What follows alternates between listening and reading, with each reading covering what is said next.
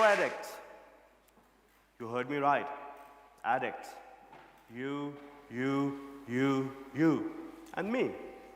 We're all dopamine junkies. We all require our regular hits of the feel-good substance called the dopamine. As a result, the very qualities we have as human are being lost as we dive deeper and deeper into this addiction. And the addiction that I'm referring to is the screen time addiction. And if you think you're not an addict, imagine for a second, what will happen if you lose your phone? Panic? Stressed? How much time do we spend looking at our phone or our eyes glued to the screen? Would it shock you if I tell you that according to the latest evidence base, we check our emails 74 times a day? We check our phones more than 200 times a day. We upload 350 million pictures on Facebook on a daily basis. In fact, by the time I finish this sentence, 20,000 new pictures would already be uploaded on Facebook. Are you concerned? If you are, this is just the start. Our attention span at our workplace is 40 seconds. 40 seconds. It is alarming, and it's going to get worse, as of the 7 billion people on this planet, 5 billion have got phones. 1 in 4 children under the age of 6 has got smartphones. The way we deal with technology on a day-to-day basis has changed immeasurably. And that was brought home to me 3 weeks ago when I was working with my 2 nephews, 7 and 5, cleaning my study. And all of a sudden, one of them found a dusty old cardboard box filled with VHS tapes. How many of you remember VHS tapes? Can I have a show of hands? Yes? He came running to me very excitedly. He said, "Mamu, uncle, what is this?" I said, "I'll try to explain, but I'm finding it hard to. Is this something that we used to watch videos on?" All of a sudden, they started swiping it. Nothing happened. They held it to their ears. Nothing happened. They looked blankly at each other, then at me, threw the tape back in the box, and ran away from the study, leaving me to ponder as to what had happened. I had an epiphany, and it made sense. I'm Generation X. They are Generation Z. They are the digital natives. They are plugged in, online all the time. They have not seen the phasic transitions. I have. Over the past 3 decades, anything that was introduced digitally was considered a phase. Box TV, TV games, Blu-rays, Blackberries, 24 hours cable. It was all a phase. This is not a phase. Our attention is a product. It is a commodity. Our preferences are being monetized. Our likes are making someone a lot of money. The social media platform, they hire attention scientists to use algorithms from casinos to make things work for them. Random rewards, heart-stopping moments, fun failures is what it is based on. Just think about it for a second. How can something be inherently good if the motive was to captivate and manipulate the human race for the sake of money? 50 years ago, the tobacco industries, they wanted our lungs. The tech industries, they want our soul. The CEO of one of the biggest online streaming companies consider our sleep to be its biggest competitor. Sad.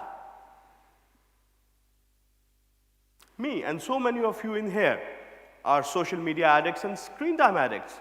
Well, it dawned on me 2 years ago when I went to a conference in London about social media and mental health. And I listened to Dr. Mary Aiken, who's a cyber forensic psychologist, and she talked about the impact of screen time on our well-being. I said, okay, I'll check mine tomorrow. 10 hours. 10 hours was what I was spending on the screens. We are going through a paradigm shift. We are tech-savvy, but we are no more human-savvy. Why are these devices so addictive? One of the reasons is the fear of missing out. FOMO. How many of you have heard the term FOMO? Can I have a show of hands, please? Yes. So, it reminds me, in 2006, one of my friends, she was working in her office and she overheard colleagues talking about a fancy dress party. She had not been invited. But one of the colleagues turned around and asked her, Mel, are you coming to this party? And she said, I'm not invited. But the colleague said, had a moment to think. I said, I know. Why? You're not on Facebook, right? They had a bit of a laugh about it amongst the colleagues. Obviously, they were all invited through Facebook. Despite being reluctant to go on social media platforms, Mel's FOMO took over, and she joined Facebook. 13 years down the line, she has got more than 1,000 friends. She is a part of so many groups. She gets overwhelmed by the advertisements, the messages, the pictures, the videos that she receives on her timeline. She clearly says, I'm an addict. I'm trying to wean myself off it, but I can't help it. So it was FOMO that brought her in. And it is FOMO that is keeping her trapped. And it is the fear of missing out that is keeping most of us trapped. We, Homo sapiens, have become FOMOsapiens. Now, FOMO affects us in 3 different ways.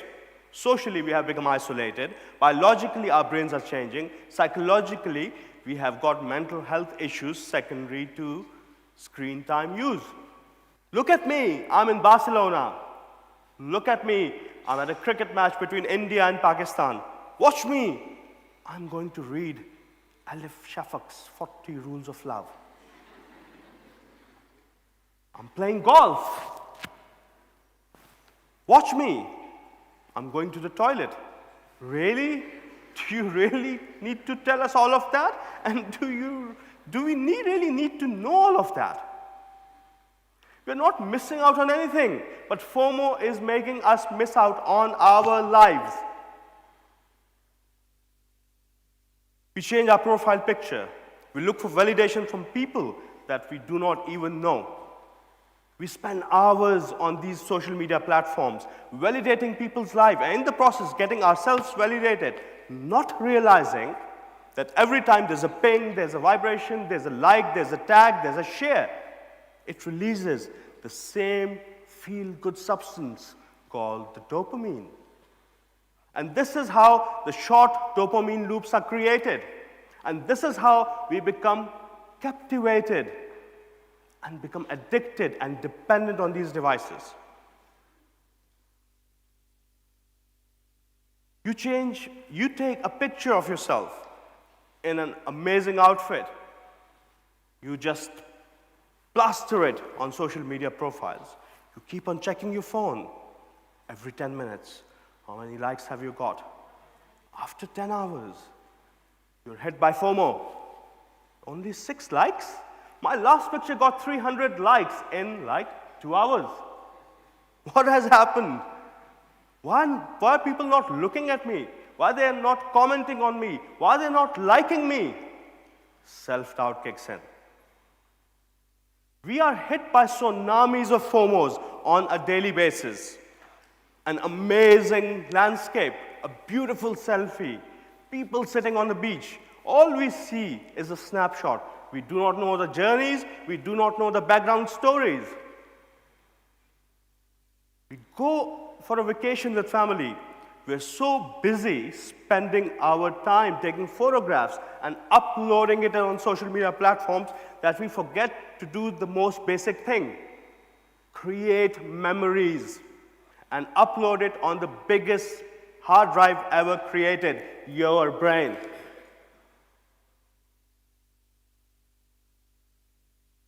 Now, the biological perspective. Our brain is neuroplastic. It means it responds to stimuli and environment. When we are born, it's a trillion-cell mush with very little connections between the two. The number of connections and the quality of connection are determined by what you expose your brain to and what kind of stimuli are there. Neuroplasticity takes place throughout the timeline. It happens so when you're young. It happens less so when you're not so young. Your brain is a footprint of where you had been, what did you do, what you were exposed to. Imagine if your kid, your child, is exposed to a device which is cold, which is non-reciprocating, which does not emanate warmth. What impact it will have on the brain, the thought process, the emotional well-being, the social well-being. And it is for this very reason that the World Health Organization has recommended 0 screen time. I will repeat, 0 screen time between the age of 0 and 2. But is it happening? What we are observing are nanny devices that are taking over the primary caregivers. The attachment theory says that you require a primary caregiver, especially in the first 3 years, which is the critical window, which is the attachment period, because it is important for the emotional well-being, the social well-being, the physical well-being. Lack of one will result in emotional dysregulations. It will result in lack of social skills. It will result in low resilience. And I'm seeing this in my 15 years of practice. This is the time that I'm seeing all of it. The quality of patients have changed. When I see the teen and young adults, there's nothing wrong with them. There's nothing much wrong with them. What they do not know is how to cope with life. They don't have the resilience. They don't have the social skills. They don't have the coping mechanisms. Life happens and they falter. Now, the psychological perspective. In the past 2 decades, the anxiety and depression has increased by 75% amongst teens and young adults. There have been increase in body image disturbances because we as a society love everything that's passed through filters and are photoshopped. So, as a society, we're telling you that as long as you're beautiful, you're enchanting, you're eye-catching, we would love you, adore you, like you, but not your normal you. This is narcissism, which is trickling down from our communities, from our cohorts, and engulfing our life, engrossing our lives. Are you concerned now? Are you concerned now? But all is not lost. The great news is that we can overcome that. We can overcome screen time addiction. We can overcome the dopamine loops that are being created, the dopamine surges. The question is, how? How do we do that? I'm not here advocating to completely abolish screen or completely abstain from it, but it is very important to strike the right balance between the cyber world and the real world. I want you to remember two things. First thing is, you have to enact boundaries. You have to find ways to detach yourself. Just like you do intermittent fasting for weight loss, you do intermittent fasting for detaching yourself from screen.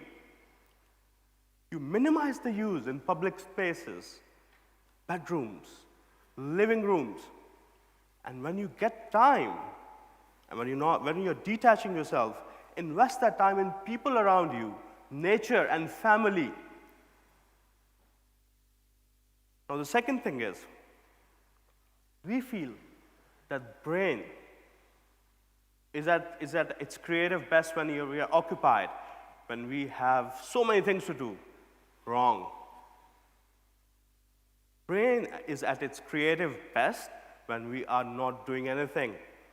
When brain is developing based on your autobiographical narratives.